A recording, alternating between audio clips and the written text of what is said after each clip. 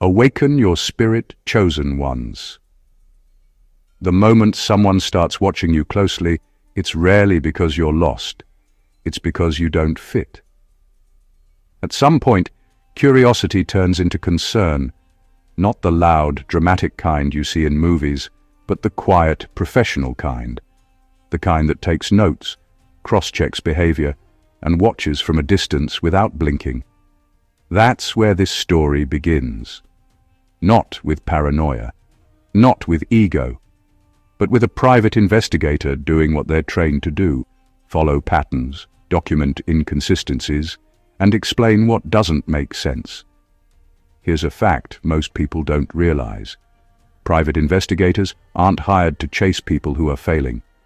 They're hired when something doesn't add up, when outcomes don't match effort, when reactions don't match pressure, when a person keeps slipping through psychological boxes like a bar of soap nobody can hold on to.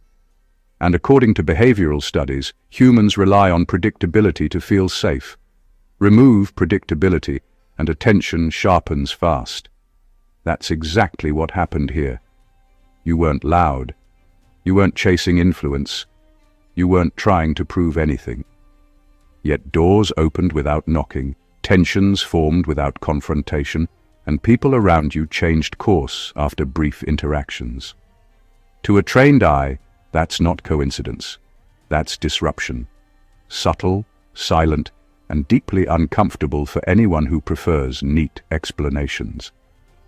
Now here's the funny part. While someone was professionally tailing you, you were probably just trying to live your life, paying bills, avoiding unnecessary conversations, maybe even wondering why people suddenly started acting strange around you. Nothing humbles a serious investigation like realizing the subject isn't plotting anything. They're just minding their business and somehow causing ripples anyway. What they found wasn't scandal. It wasn't secrets. It was something far more unsettling. A person who didn't react on schedule, didn't break under pressure, and didn't move according to expectation. And when you don't move the way the world predicts, the world starts watching. Stay with me, because what the investigation uncovered says less about being followed, and everything about why. Number one, they weren't tracking your movements. They were tracking your patterns. What caught their attention wasn't where you went or who you spoke to. It was how repeatable you were in moments where most people aren't. Humans are messy. We contradict ourselves, panic under pressure, overreact when things don't go our way. You didn't. Your behavior followed a quiet internal logic, and that's the kind of thing professionals notice fast. Not because it's flashy, but because it's rare. You responded to stress without spiraling. You adjusted without announcing it. When situations shifted, you didn't cling to old decisions just to protect your pride. That alone breaks most behavioral expectations. People usually double down when they feel challenged. You recalibrated. Over time, those small choices stacked up into something visible. Not dramatic, not suspicious, just consistent in a world built on inconsistency. Patterns tell more truth than actions. Anyone can act calm once. Anyone can make a smart move by accident. But when your reactions line up again and again, when your decisions show restraint instead of impulse, that creates a profile. And your profile didn't match the usual templates. You weren't reckless, but you weren't passive. You weren't controlling, yet you weren't easily influenced. That middle ground is uncomfortable to analyze because it doesn't give easy answers. What really stood out was how little energy you wasted. No excessive explaining, no emotional oversharing, no need to perform confidence. You moved when it made sense and stayed still when it didn't. That kind of efficiency isn't taught socially. It's learned through awareness, and awareness leaves a trail. To someone trained to observe, this wasn't coincidence. It was compression. Fewer actions producing stronger outcomes. You avoided traps not by fighting them, but by not stepping into them at all. You didn't chase validation, yet people adjusted around you. That reversal matters. Influence usually flows outward through effort.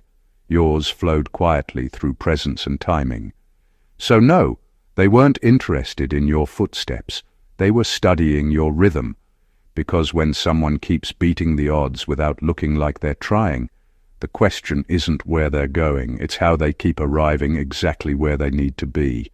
Number 2, your life didn't show chaos, it showed compression. What stood out wasn't confusion or instability, it was speed. Things that normally take years were happening in a much shorter span of time, and not in a reckless way. You weren't jumping randomly from one phase to another. Each change built directly on the last, like steps taken 2 at a time instead of 1. To an outside observer, that kind of momentum doesn't look lucky. It looks intentional, even when the person living it isn't consciously trying to accelerate anything. Most lives stretch out. Lessons repeat. Mistakes linger. People stay stuck in loops because growth is usually slow and padded with comfort. Yours wasn't. Decisions carried weight immediately. Consequences arrived fast. Wins and losses both landed closer together, leaving little room for denial or delay. That's compression. It's what happens when avoidance disappears and reality responds without buffering. What made this unsettling was how little wasted motion there was. You didn't spend long arguing with circumstances. You adapted, trimmed what didn't work, and moved forward. That doesn't mean everything was easy. It means everything was processed quickly. Emotional recovery didn't drag on for years. Setbacks didn't turn into identities. You extracted the lesson and kept going, while others were still replaying the moment. To someone trained to analyze behavior, this signals internal alignment. When values, awareness, and action line up, life speeds up. Not because it's kind, but because there's no internal friction slowing it down. You weren't waiting for permission, closure, or applause. You responded in real time. That compresses timelines whether you intend it or not.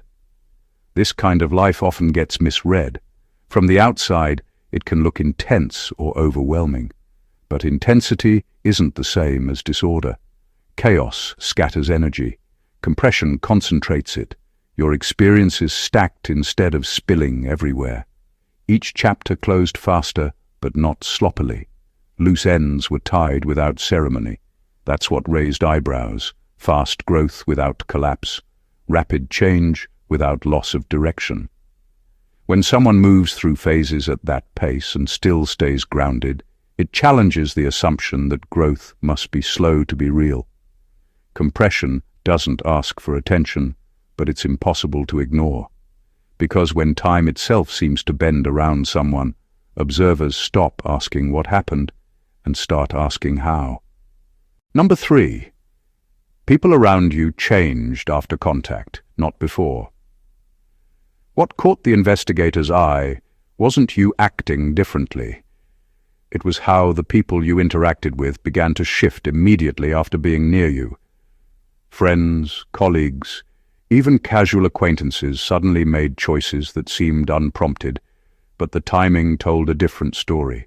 Decisions, moods, priorities, even alliances altered subtly but noticeably after brief interactions with you. It wasn't manipulation, and it wasn't coercion. It was something far more subtle, influence that didn't announce itself. Most people leave predictable traces. They inspire through charm, pressure, or obvious persuasion.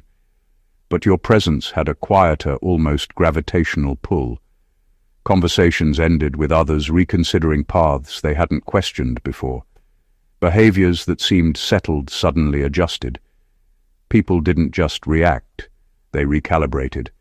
It was as if proximity to you forced a mental realignment. The investigator noticed these patterns repeated enough to know it wasn't coincidence. What made this deeply unsettling to observe was the invisibility of the effect. Unlike leaders who command attention, You didn't push or instruct. You weren't loud or dominant. Yet something about your timing, your energy, your awareness left gaps in others' certainty. Those gaps were filled by introspection or shifts in behavior. Colleagues might start working differently, friends might make surprising choices, and even strangers seemed to respond in ways that benefited the flow around you, not because they were told to, but because they were unconsciously influenced by your consistency. It was a quiet power, almost impossible to measure directly, yet impossible to ignore. The investigator realized that while most people can control themselves, they can't fully control how they are perceived or how their presence interacts with others' decisions. What you did wasn't dramatic, but it created ripples, subtle actions, slight shifts in expression, calm responses in tense situations. All of it combined to provoke change externally without conscious effort. And that's the moment that makes people pause. Your influence was organic, invisible, and undeniably effective. It left no evidence on paper, no bragging rights, just outcomes. People weren't just around you, they were being reshaped by you, quietly and consistently, and that is a force few recognize until it's undeniable. Number 4, you weren't searching for power. Power kept finding you. What stood out wasn't ambition, it was restraint.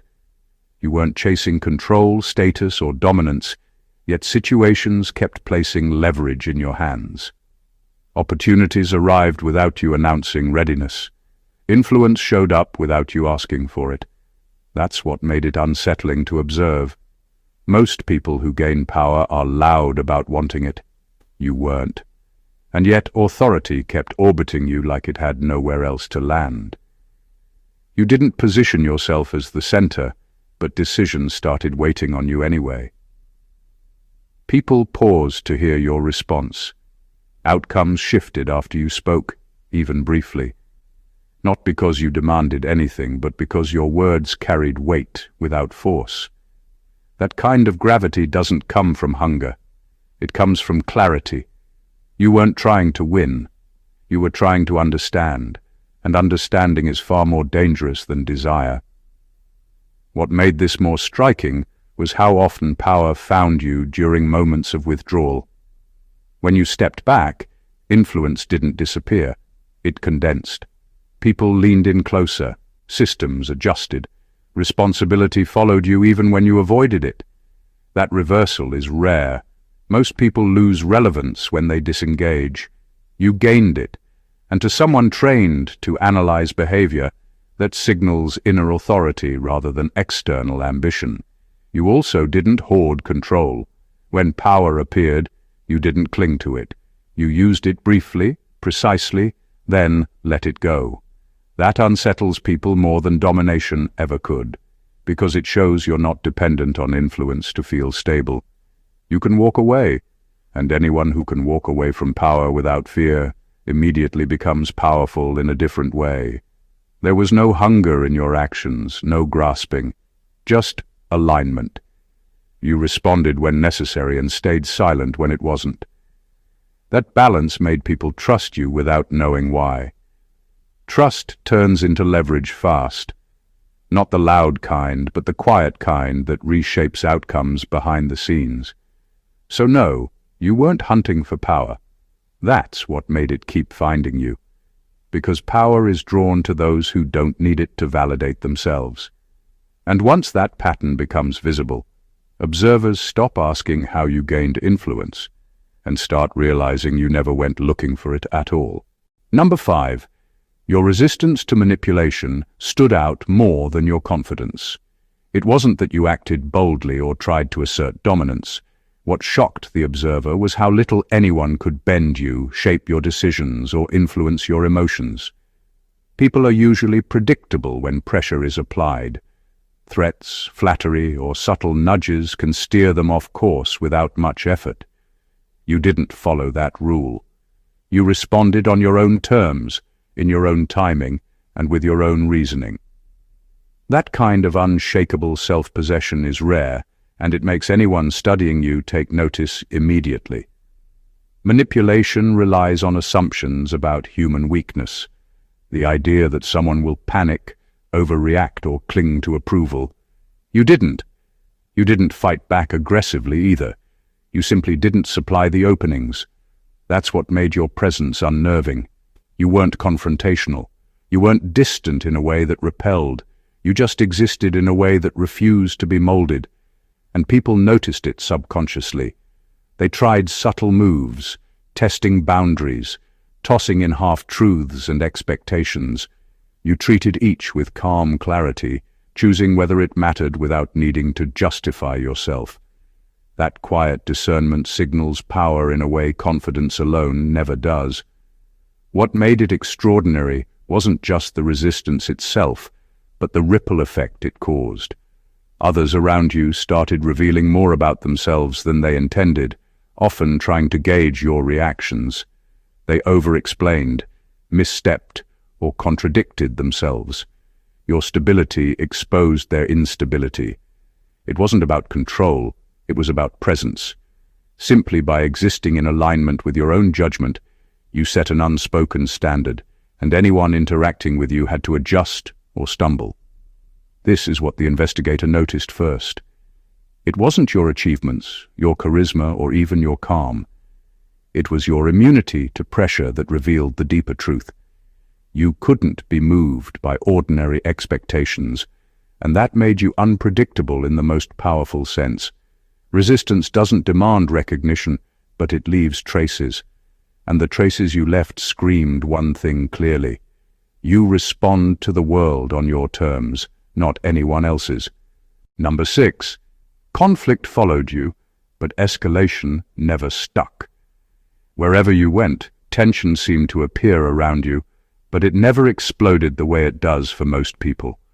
Arguments, disagreements, and challenges cropped up naturally in life, yet they didn't spiral out of control when you were involved. That's what the observer noticed first. Most people either fuel conflict or crumble under it. You did neither. Instead, you navigated it in a way that kept the fire alive enough to be noticed, but never enough to consume everything in its path. It wasn't avoidance. You didn't step back in fear or silence. You didn't pretend problems didn't exist. You addressed them on your terms, calmly, deliberately, and without unnecessary drama. That combination is rare because humans are wired to react instinctively. Panic, anger, or pride usually takes over, making conflicts larger than they should be. You didn't feed that instinct. You responded rationally, measured your energy, and let others reveal themselves while you stayed grounded. That subtle skill left observers both impressed and unsettled. What made it extraordinary was the way outcomes shifted around you. People who were ready to escalate would pause or rethink their approach after interacting with you. Disagreements didn't resolve through pressure but through quiet recalibration. You didn't have to dominate the situation to change it. Simply being present, with composure intact, was enough to redirect the energy. That's not luck. That's influence disguised as neutrality. Even more striking was how repeated exposure to this pattern affected others. Over time, colleagues, friends, and even casual contacts began to approach challenges differently, anticipating your steadiness. They moderated their own reactions, not because they feared you, but because their own instincts were forced to adjust. That ripple effect is invisible to most, but to a trained eye, it's unmistakable. Conflict followed you like a shadow, but it never defined you. You didn't need to fight to assert control, and that's what made the dynamic so unnerving and fascinating. Escalation avoided you not by chance, but because you had an almost magnetic ability to neutralize chaos simply by existing within it, consistently and unshakably. Number 7. You triggered projection without saying much. What stood out to the investigator wasn't what you did. It was what others revealed about themselves in your presence. People projected their assumptions, insecurities, and hidden agendas onto you, often without realizing it.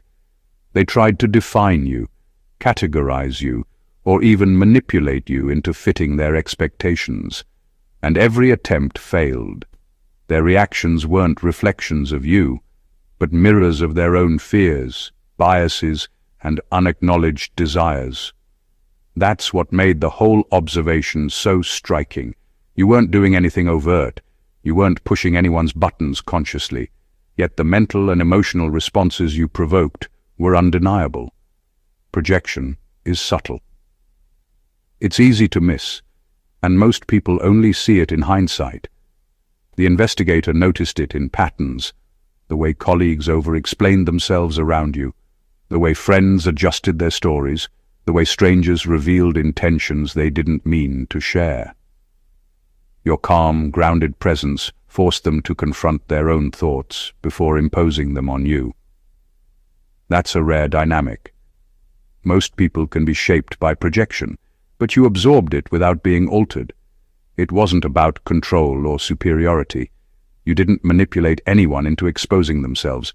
You simply existed outside the scripts people were trying to fit you into. That dissonance created discomfort for others, which they resolved by projecting. It's the unconscious way humans attempt to make sense of someone who doesn't behave predictably. And the more they projected, the more visible their internal chaos became. What made this extraordinary wasn't just that projection happened, but how consistently it occurred. Time and again, interactions with you peeled back layers of pretense, showing the raw patterns in other people. Your presence became a lens, highlighting truths people tried to hide from themselves. You didn't ask for insight. You didn't force awareness. You simply were the kind of person who makes projections impossible to keep hidden. By the end, the investigator realized something profound. You weren't being scrutinized for what you were doing. People were revealing themselves by default. That ability to trigger projection without action is subtle, quiet, and immensely powerful. A force that reshapes relationships without anyone realizing it. Number 8. Your emotional responses didn't match the script. What the investigator noticed first wasn't that you stayed calm. It was that your reactions never fit the pattern everyone expected. Most people respond in predictable ways. Fear triggers panic, criticism triggers defensiveness, excitement triggers exaggeration. You didn't. You didn't overreact, but you didn't underreact either. Your emotions weren't absent. They were precise, measured, and aligned with reality rather than assumption. That subtle misalignment with expectation is what made your presence so compelling and unsettling at the same time. People around you often reveal their true selves when they think they understand the emotional script. They expect a person to get angry, upset, flustered, or impressed in predictable ways. When you responded differently, even slightly, it forced them to rethink their assumptions. Their plans, their words, their strategies suddenly required adjustment. That's why your influence was invisible but powerful. It wasn't loud. It didn't demand attention. It simply disrupted the usual rhythm without breaking a sweat. The extraordinary part wasn't just that your responses were unusual, it was that they were authentic. There was no pretense, no effort to manipulate perception, no display of power. You didn't perform calmness or exaggerate control. You simply assessed the situation, allowed your emotions to serve judgment rather than reaction, and acted accordingly. That balance between feeling and responding left others off balance. People instinctively tried to predict your next move, and they were consistently wrong. Repeated exposure to this pattern made a mark. Colleagues, friends, and even strangers began second-guessing themselves. They realized their standard emotional playbooks didn't work on you. That quiet awareness changed behavior subtly but consistently. They adjusted their tone, hesitated before reacting, and became more cautious around you, all without your intervention. In short, your emotional rhythm was self-contained and undisturbed by external chaos. You didn't follow the emotional script society expects, and that made you unpredictable in the most powerful way. By responding in alignment with your own logic rather than the world's assumptions, you became a force that others had to accommodate, whether they realized it or not. Number 9. Authority figures treated you cautiously, not aggressively. What the investigator observed wasn't fear, admiration, or hostility. It was careful respect, the kind that comes when someone can't be easily categorized. Authority figures approached you differently because traditional methods of control didn't work. Most people respond to hierarchy with either compliance, resistance, or manipulation. You did neither. You existed outside the usual leverage points, and that made people in power pause, recalibrate, and tread lightly. Your presence disrupted expectation. Leaders are trained to assert dominance or command attention, to reward obedience or punish defiance. You didn't give them a reason to act in either direction. You followed rules when it made sense, challenged them when it didn't, and did both with clarity, timing, and precision. That balance created uncertainty. It's unsettling for authority when a person isn't reacting the way a system predicts, because uncertainty erodes control. And control is what most authority figures thrive on. What made this remarkable was how subtle it was. You didn't speak in demands, flaunt achievements, or confront power head-on. You simply existed with consistency, awareness, and calm.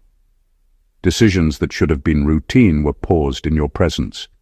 Instructions were reconsidered. Orders were reframed. That quiet influence doesn't show on paper, but it shows in behavior, and trained observers notice it immediately.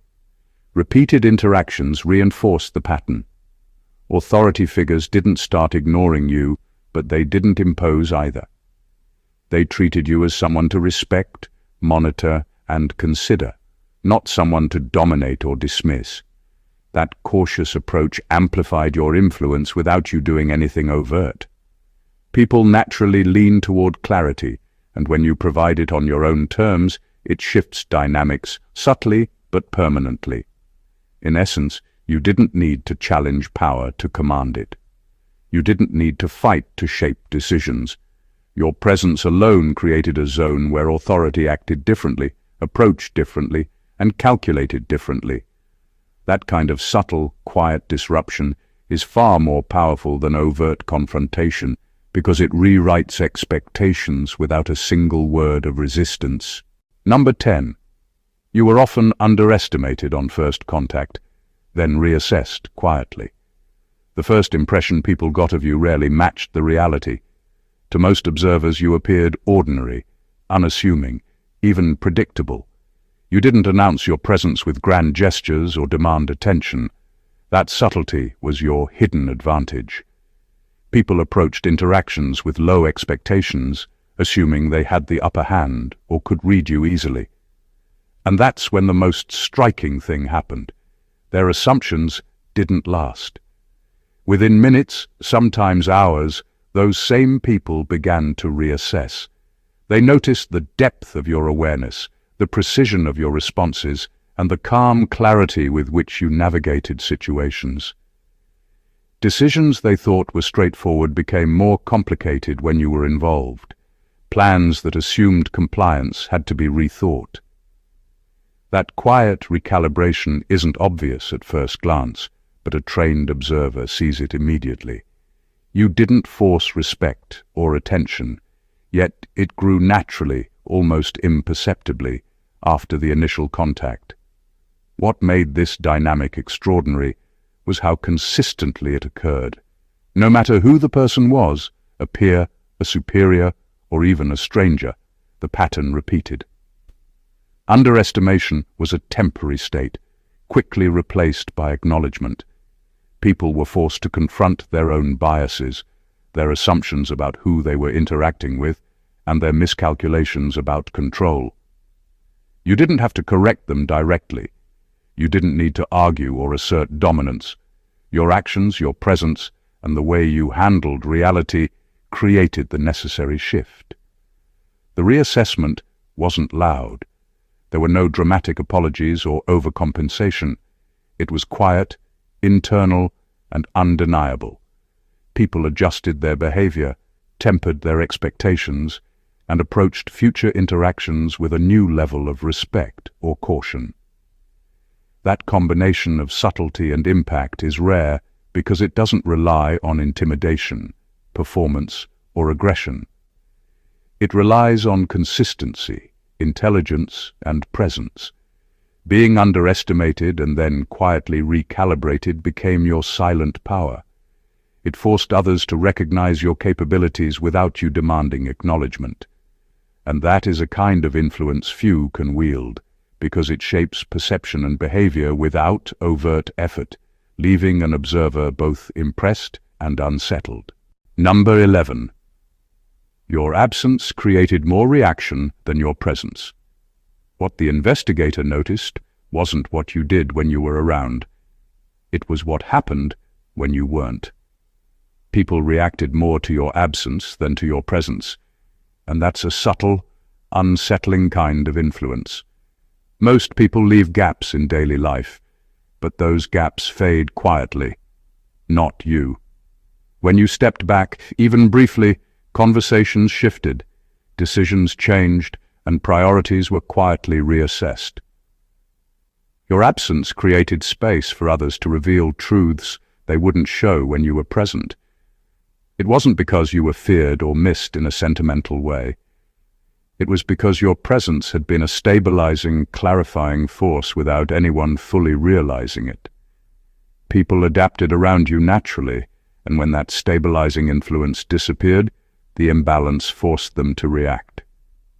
Colleagues reconsidered deadlines, friends reevaluated commitments, even casual acquaintances revealed tendencies they had been suppressing. You weren't pushing them, controlling them, or signaling anything. You simply weren't there, and that absence carried weight. What made this extraordinary was the consistency. Every time you stepped away, the effect repeated itself. People didn't just notice you when you returned. They felt the aftershocks of your absence lingering in the decisions they made and the behaviors they displayed. Your influence didn't rely on action or attention. It relied on your unique alignment with reality. People adjusted instinctively, responding to the vacuum you left rather than to instructions or demands. The subtlety of this effect is what made it powerful. Most influence is measured in direct action. What you say, what you do, what you display. Yours was measured in omission. The world shifted in response to what wasn't there, which is far harder to recognize, anticipate, or counter. That's the kind of presence that leaves people off balance without them realizing why. Your absence wasn't empty. It was full of impact. In the end, being gone spoke louder than being present. And that rare dynamic revealed an undeniable truth. Influence isn't always about participation. Sometimes it's about how much the world rearranges itself when you step aside. Number 12. You didn't fit any existing psychological profile cleanly. What shocked the investigator wasn't anything you said or did directly. It was how impossible it was to categorize you. Most people fit neatly into patterns that experts can recognize: predictable responses to stress, consistent social behaviors, and recognizable emotional triggers. You didn't. You moved through life guided by your own internal logic, which didn't conform to expectation, stereotype, or theory. That made observing you both fascinating and frustrating because standard tools of analysis didn't work. You weren't erratic, and you weren't rigid. You weren't overly emotional, and you weren't coldly detached. You existed in the space between extremes, navigating complexity with clarity and precision. That balance made you unpredictable in ways that weren't random. Your responses were measured but flexible, revealing adaptability rather than impulsiveness.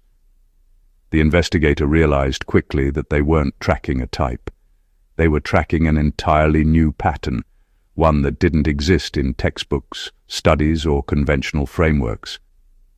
What made this so striking was how consistently you defied categorization.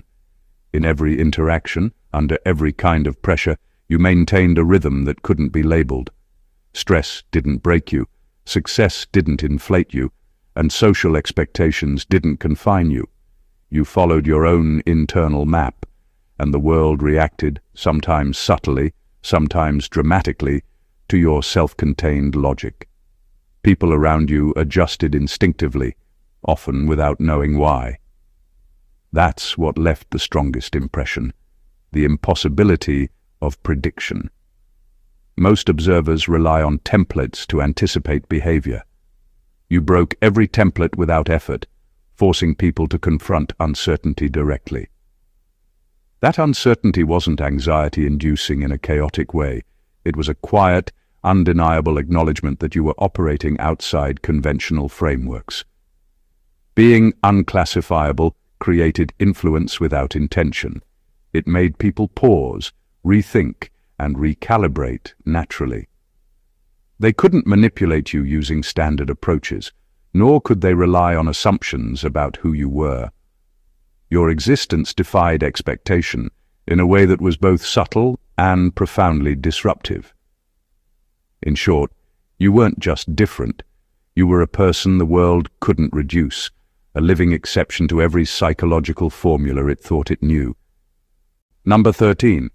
Attempts to provoke you failed more often than they succeeded. What the investigator noticed immediately was how often people tried to push you into reactions, and how consistently those attempts failed.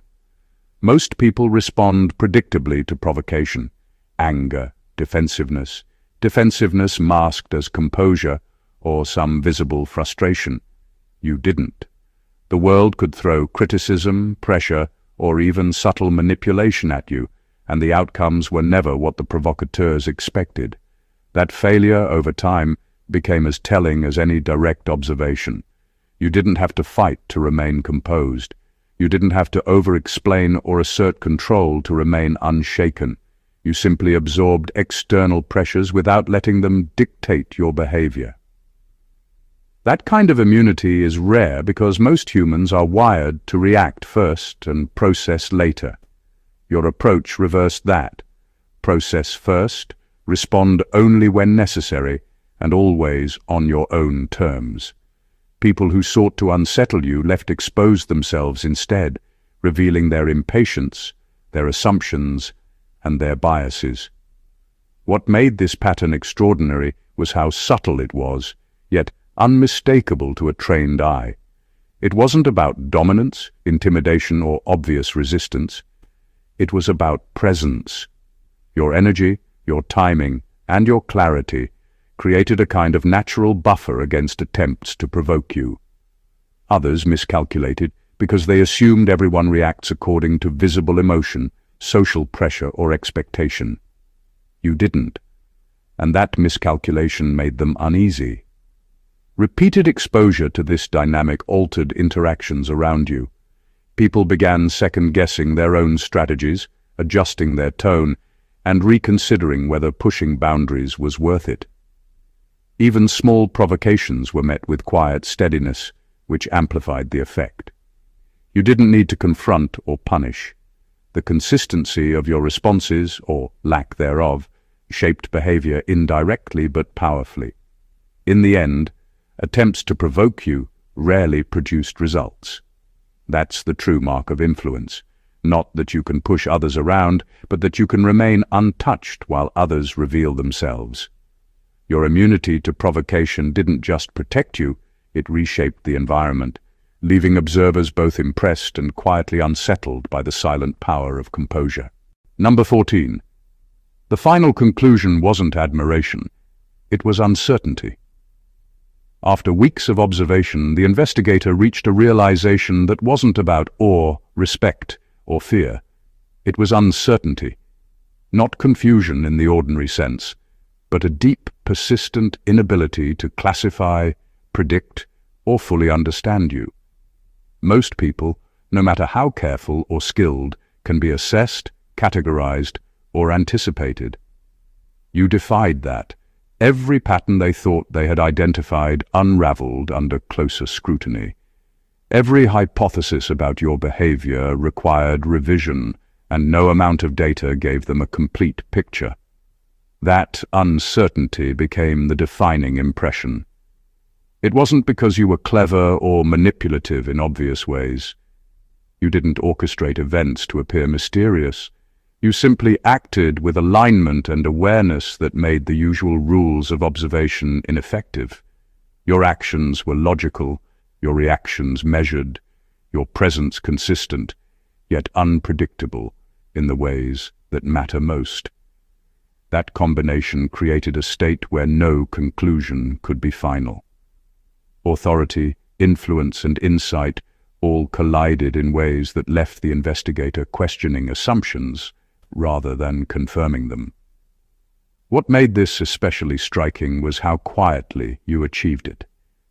You weren't performing for attention or trying to leave impressions. The uncertainty wasn't manufactured. It was natural. People around you, consciously or unconsciously, began to act differently, reveal more, and reconsider their own behavior. And even the trained professional, equipped with tools, experience, and methodology, couldn't fully map the effect you had. They had to admit that some elements of your influence were invisible, subtle, and inherently resistant to prediction. This kind of uncertainty is powerful because it shifts dynamics without visible effort. People stop trying to control, pressure, or manipulate when they realize the system they rely on doesn't apply. They pause, recalibrate, and adjust instinctively, leaving space for you to act, respond, or simply exist without interference. That quiet, inherent disruption is far more effective than confrontation or overt influence. In the end, the final observation wasn't about admiration, respect, or even fear. It was a persistent, undeniable acknowledgement that you cannot be fully understood, predicted, or boxed in. That is the rarest and most profound kind of influence, the kind that exists not through action, but through being. Conclusion. From the moment observation began, it wasn't your actions that screamed power, influence, or impact. It was the quiet, undeniable way you existed. You moved through life with an internal logic that others couldn't predict, a rhythm that didn't follow the world's script, and a presence that reshaped behavior without effort. People reacted, adjusted, and recalibrated around you, not because you demanded it, but because your consistency, awareness, and subtlety forced them to. Influence followed you silently. Patterns emerged under your guidance, and authority was measured in cautious respect rather than domination. You weren't loud, you weren't seeking validation or control, yet opportunities, influence, and attention gravitated toward you. Attempts to provoke, manipulate, or predict you consistently failed, leaving those observing you with a growing sense of uncertainty. That uncertainty, more than admiration or fear, became your signature mark. You didn't need chaos to show strength. You didn't need recognition to command respect. Every step, every pause, every silent decision built an effect far more powerful than any overt display could achieve. What this ultimately shows is simple yet profound. True influence doesn't scream for attention. It doesn't rely on manipulation, force, or spectacle. It exists quietly, subtly, and undeniably, shaping outcomes and perceptions by presence, awareness, and alignment. People may underestimate it at first, but time and observation always reveal the depth, consistency, and power inherent in someone who lives and acts beyond expectation. That is where real impact lives, in the moments unnoticed yet profoundly felt. If this breakdown gave you new insights, remember to subscribe to the channel to stay updated with more content that digs deeper than what meets the eye. Don't forget to like, comment, and share your thoughts. Let others see what real influence looks like and join the conversation. Your presence here matters, and just like in the story, subtle actions can create powerful ripples. Stay awakened, chosen ones, chosen.